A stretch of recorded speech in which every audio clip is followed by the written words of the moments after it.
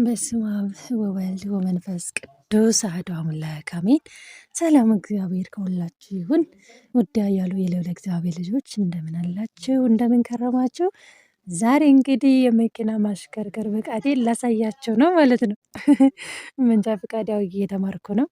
እንግዲህ ትርምስም አለ ቤቴ እንግዲህ ያጣው አይደለ? ለዛ ነው እና ዛሬ እንደዚህ እያሽከረከርኩ ነው። እግዚአብሔር ይክበር ይመስገን። ከብዙ ልፋት ከብዙ ትምህርት በኋላ ነው።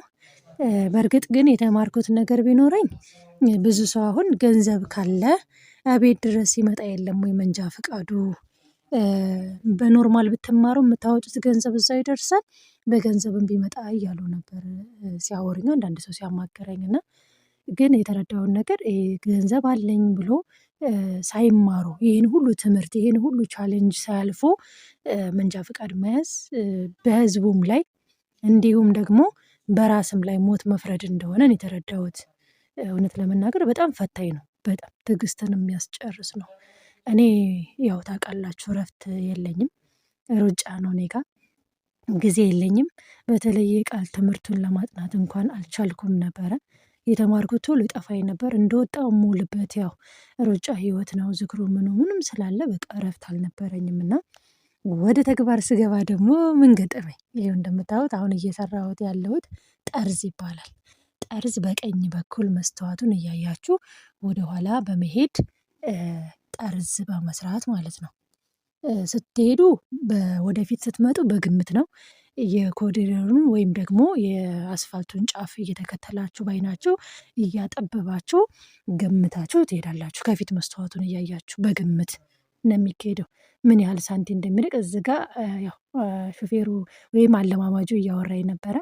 መስተዋቱ በዚህ ይሆንልሽ ይታይሻል ስፖኪዮ ምናምን እያለኝ ነው እየመለስኩ የነበረው። እና አዎ ይታየኛል እያልኩት ወደኋላ እየሄድኩ ነበረ። እንዲሁም ደግሞ እንትን ነበረ የከርቭ የሚባለው ወይም ጠርዝ ነገሮች ነበሩት እና ያን ከርቭ እንዴት አዙሬ ወደ ታች ገና እንደምወርድ እየተማርኩ ነው። እዚህ ጋርም ይሄው እንደዚህ እየተመለስኩ ነው ወደኋላ። እውነት ለመናገር መኪና ሲያስቡት ነው ቀላሉ። ሲይዙት በጣም ይከብዳል። በተለይ ትልቁ መኪና ቀጥቅጦ በጣም ከባድ ነው። የምትማረው በዚህ በደረቁ ማረሽ ስለሆነ በዚህ ተምሮ በዚህ ጨርሶ መኪና ሲይዝ ኖርማል አሁን ትንንሾቹ የቤት መኪና የኤሌክትሪክም ሆኖ ኖርማል ቤንዚልም ይቀላል አይከብድም።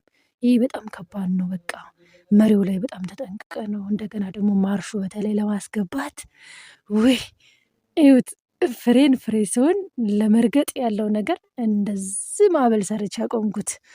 ይሄ ጋር ደግሞ ብቻዬን በቃ መሀል አውሹ ሆኖ ነበረ እየቀረጸኝ ያለው። እዚህ ጋር ደግሞ ችዬ ጎብዤ ትላላቸው ሙሉ መኪናው ተለቆልኝ እየነዳው ያለሁበት ነው። ወደኋላ ጠርዝና ወደፊት ደግሞ ድልድይ የሚባለውን እየሰራሁ በነበርኩበት ሰዓት ነው። አንድ ቁጥር ሳይሆን ድልድይ። አሁን እስኪ እየሄደ ነው መኪናው። ከዚያ እንጨቶቹ የሚታዩት የለም እነኚህ እንጨቶቹ እንደ ድልድይ ናቸው። እንጨቱንም ሳይነካ ከወዲህ የአስፋልት እንትኑንም ሳይነካ በመሃል ቤት እንዴት ማሾለክ እንዳለብን ወደፊት እንዲሁም ወደኋላ እንዴት ማለፍ እንዳለብን መጀመሪያ ከጠርዝ በኋላ የሚሰራው ስራ ይሄ ነው። እንግዲህ ጠርዝ እንደጨረስኩና ጠርዝ ላይ ወይም ከርቡን በደንብ እንደቻልኩት ቀጥታ ወደዚህ እሺ ጭራሽ ይቅርታ ይደረግልን። እንግዲህ ይሄው እየሰራን ነው። አሁን ጠርዝን አሹ ነው ይኸውላችሁ የሚረብሸው ይረባሽ። እሺ እንተክተክ እንዲህ ስሙት እንጂ ትንሽ ድምጽ ስለሌለው ነው እኮ መኪናው ላይ እየቀረጸ ኖርማል መኪናዎች ውርውር ሲሉ እንጂ ድምጽ ስላላስገባበት ነው። ድምጽ እየቀዳው የማስገባው።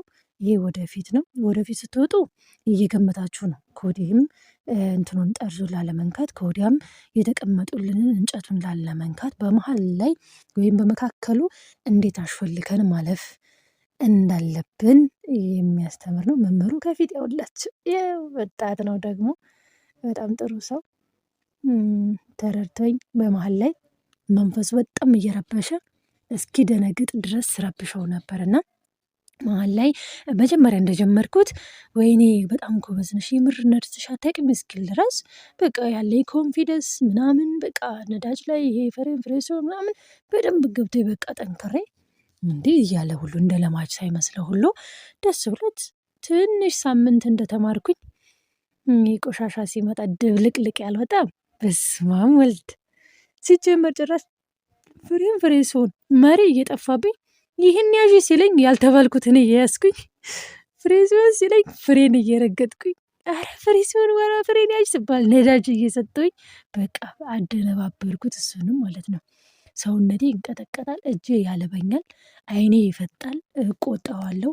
በዚያ ላይ በቃ እኔ ነርቨስ ሆናለሁ። በቃ እጄ ቅጥቅጥ ነው የሚለው ገና መኪናውን ሳስበው፣ እሱን ራሱ ሳስበው በቃ መሀል ላይማ በሷ ልማር የሚቀየርልኝ እስከ ማለት ልደርስ ነበርና አሸዋረተኝማ መንፈሱን ይለኛል። ደግሞ ከሱ ጋር ካለው ጋር ይናበቡ ነበርና ጭራሽ ፍጥጥ ብሎ እንደንትን ነው የሚው በቃ ፍጥጥ አይንም ፍጥጥ ያደርጋል። አይኔ ፍጥጥ ነው የሚለውና አንተ ቆሻሻ አረፍ በስላሴ ስም። ይሄ ከጎኑ የሚያልፈው ደግሞ የቤት መኪና የሚማሩበት ሚኒባሷ ወይም ትንሿ መኪና ማለት ነው። ህዝብ አንድ በቅጥቅጥ ነው የሚማሩት። የቤት መኪና የሚይዙት ደግሞ በዚች በሚኒባሷ ነው የሚሰለጥኑት የሚማሩት ማለት ነው። እና በጣም ግራ አጋብቼው አረ ኖርማል አይደለሽም ምንድነው? በቃ አንዳንድ ጊዜ በጣም ሳስቸግረው ላሙቀው አብሮኝ ነው ውስጡንም ዙር ነው የምነዳው። እየነዳው እያለሁ በጣም ሳስቸግረው በቃ መኪናውን እዚህ አቁም ይለኛል። በቃ የእጅ ፍሬን ሳቢ አቁም እስኪ ዜሮ ላይ አድርጊ ማርሹን ይለኝና ቁጭ አድርጎ ያወራኛል። ምን ሆነሽ ነው እንዴ? መጀመሪያ ላይ እኮ እንዲህ አልነበርሽ፣ አሁን ጭራሽ እንደ አዲስ ፍሬን ሲሆን ይጥፋብሽ፣ መሪ ይጥፋብሽ፣ ምን ሆነሽ ነው እንዴ? ወዴት እየሄድሽ ነው ይላል። በቃ እሱን ተናዶ ማለት ነውና እውነት እንደዚህ ነው ብዬ አስረዳሁት። በቃ ያለብኝን ፈተና እድሳቱን ምን ያህል መንፈሱን እንደሚረብሽ ምናምን ሳስረዳው አዘነ በጣም እና ወይኔ ይሄ ነገር እስኪ ምር ነው ወይ ብሎ በቃ አንዳንድ ጥያቄ በመጠየቅ እኔም የማውቀውን በማስረዳት እሱም እስኪ ገርመው ድረስ እንዲህም አይነት አለ ወይ ደግሞም ቢሆንም ይህንን ያህል ስራ ይሰራብናል ወይ እስኪል ድረስ በቃ በደንብ ፊቴ ላይ ስሜቱን እስኪያነበው እንትን ሲል ነበር። እኔም በቃ እየቀጠቀጥኩኝ ቅባ ቅዱስ ናርዶ ሽታ እያደረግኩ ከእሱ ጋር እንዳትናበቡ መሬት ሲይዝ እንዳትረብሹኝ እያልኩኝ በቃ ገና ስገባ ነው በቃ የሚጨንቀኝ ይጨንቀኛል፣ ያልበኛል፣ ሰውነቴ ነርቨስ በቃ ይሄ መቆጣጠር የማልችል ፍሬ ሲሆን ፈሬን መርገጥ የማይችል ደረጃ ይደርሳል እግሬ። በቃ በጣም ነው የምረብሸው፣ በጣም ነው የምጨነቀው። እኔን ምን ሆኜ ነው እላለሁ አንዳንድ ጊዜ። ይሄ የሚቆጣ የሚያስቸግር ሰው ሆኖ ሳይሆን በቃ አልችልም። አሹጋቤናም ቢሆን ውስጥ አብሮኝም ውርጭም ቢወርድ በቃ ይበልጥ በቃ አላቅምና እግዚአብሔር ይመስገን እመብርሃን ድንግል ማርያም እባክሽ ገላግልኝ እያልኳት ነበረ። እድሜ ለአባቶቻችን ለቀሲስ ሄኖክ ያው ታስሮ ከተሸኘልኝ በኋላ የሊቀ መላኩ የቅዱስ ሚካኤል ዕለት አይኔ በራ አልኳችሁ። ማን ቻለኝ ከዛ በስመ አብ እስ ራሱ ወይኔ ድሮ የምፈልጋት ልጅ መጣች እስክል ድረስ ማለት የድሮ ጉብዝና የድሮ እንትኔ ሲመለስ እንዴት ደስ እንዳለው እግዚአብሔር ይመስገን። ይሄው በጥሞና እየሰራን ነው እላችኋለሁኝ። ያው አሁን የኛው ጠርዝግ ላይ ነው ድጋሚ ሆኖ ነው ቪዲዮ።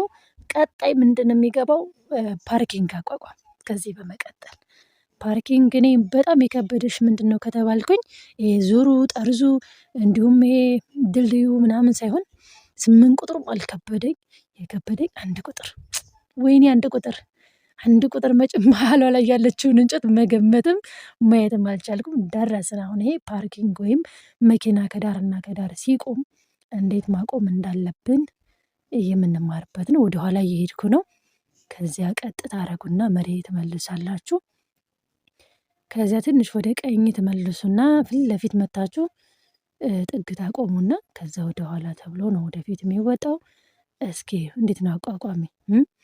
መቼም ያው የመኪና ልምድ ያላችሁ ብዙ ናቸውና ወደፊት መጥቼ ቀጥ ብዬ አቆማለሁ ማለት ነው። በቃ መኪናውን ከዳርና ከዳር እንዳላስበን ነው እንጨቶቹን ልክ እንደ መኪና አስበናቸው መኪናውን ሲኖር እንዴት ገብተን ፓርኪንግ ማቆም እንዳለብንና ከዛ ከውስጥ እንዴት ማስወጣት እንዳለብን ስንወጣም የሚያሳይ ነው። ይሄው በቃ ወደፊት ብዬ አሁን መሪ ጠምዝዤ ወደ ውጭ እወጣለሁ ማለት ነው። ይህ ያው ፓርኪንግ የማቆሙ እንትን ነው። ከዚህ በፊት 1 ቁጥርን ሰርቼ ነበረ። ትንሽ ያው በድግግሞሽ በእርግጥ 2 ዙር ነው ገና የነዳሁት 1 ቁጥር። ይሄም ገና ሁለተኛ ነው። የሚገርማችሁ ድልድዩ መጀመሪያ ሳየኝ ነገረኝ። እሱ እዛ ጋ ያው እጁን እያወናወነ ስፖርት እየሰራ ነው ሾፌሩ ወይም መምህሩ። እኔ እዚህ ጋ ያው ብቻዬን እንደዚህ እያሽከረከርኩት ነው። አንዴ ሰርቼ ሁለተኛዬ ላይ ነው እንደዚህ እንትን ያልኩት። በጣም ጎበዝ ነበርኩኝ ብዙ እንትን አላለኝም። እዚች እንጨቷ ጋር ሲደረስ ሁለት መሪ ወደ እንጨቱ ወዳለበት ወይም ወደ ቀኝ እንጠመዝዝና ከኋላ በግራ በኩል ሶስቶቹ እንጨቶች ወይ ሁለቶቹ እንጨቶች እስኪታዩን እናዞራለን መሪ እንደታዩ እናቆምና መሪ ቀጥ አድርገን እንመልሳለን።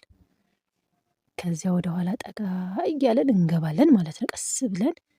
ይሄ ጋር ነዳጅ ምናምን መጠቀም አይቻልም ምክንያቱም ትምህርት ላይ ስለሆነ ድንገት እንትን እንዳይል ፈጥንብን።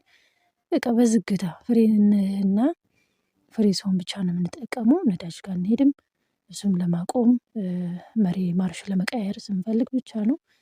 ምክንያቱም ዝጋ ቦታ ላይ ነዳጅ ከተጠቀምን ሀይል ወይም ፍጥነት ስለሚኖረው ይከብዳል። ያለምንም ነዳጅ ነው እንግዲህ እንደዚህ ትምህርት የምንማረው ዙር ካልሆነ በቀር ወይም ደግሞ ዳገት ላይ ሆነን ሀይል ካላስፈለገው በቀር እዚህ ጋር እንቆምና ከዛ ወደፊት ብለን ግን እንደዚህ ሲያዩት ሰፊ ነው በነገራችን ላይ። ይሄ መሬት ሆናችሁ ስታዩት ሁሉም ነገር እኮ ሰፊ ነው።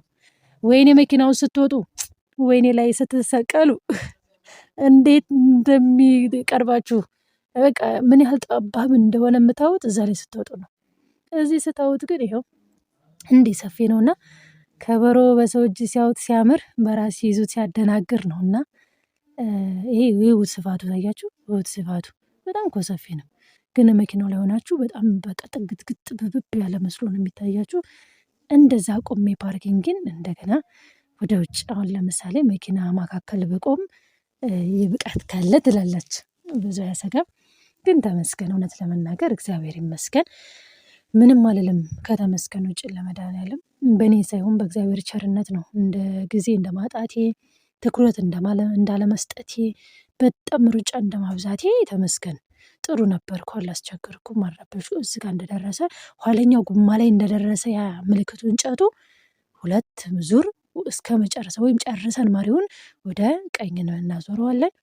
ከዚያ በግራ በስፖኬ ነው የምናየው።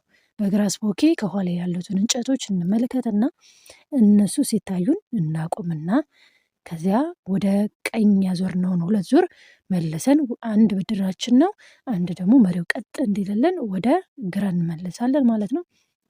ይኸው እዚህ ጋር በመስኮት እሱን እያወራሁ ነው የቆመው። እንግዲህ ቀስ ብዬ ወደኋላ እገባለሁ ወይ ወደፊት አቋቋም በተለይ አገባብ ላይ አቋቋም ነው።